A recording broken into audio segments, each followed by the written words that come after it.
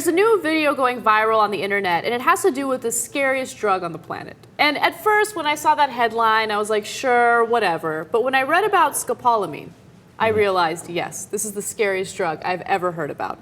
So scopolamine is a drug that's found in Colombia. And basically what it does is when you are on this drug, you have no memory of what's going on. And at the same time, you're so docile that if someone tells you to do something, you have no choice but to do it because your brain blocks all ability to reason. Yeah, I'm really skeptical about this. So there was a documentary done by an organization known as Vice.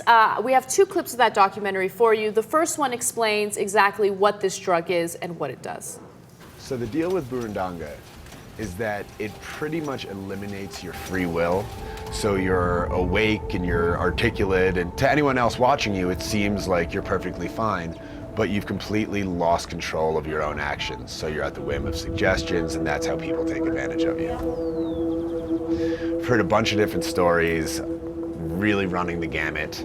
Some of them sound like kind of campfire horror stories you're told when you're growing up, stuff like waking up in a bathtub with an organ cut out and a sign saying you have 5 hours to get to the hospital. We've of course also heard that it's used as a date rape drug. We heard one particularly chilling story where a guy was taken back to his apartment, woke up the next morning in the empty apartment, completely confused as to what happened, went down and said to his doorman, you know, why is my apartment empty? What happened? And the doorman said, well, you brought it out with 2 of your friends last night, all your stuff, you loaded it into a van. And the guy was like, why in the hell would you let me do that? And he was like, because you told me to.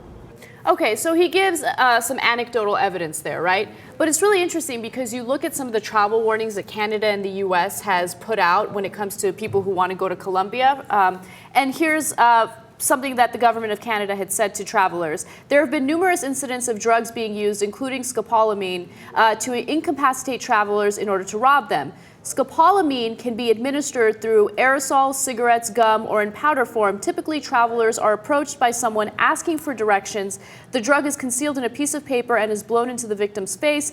Exercise extreme caution, as scopolamine can cause prolonged unconsciousness and serious medical problems.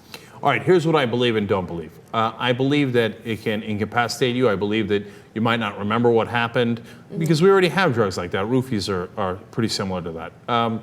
I don't believe that anybody's ever taken out your kidney and left a note to say go to the hospital. I've heard that story 1.5 million times. The fact that it's in a documentary doesn't make me believe it anymore.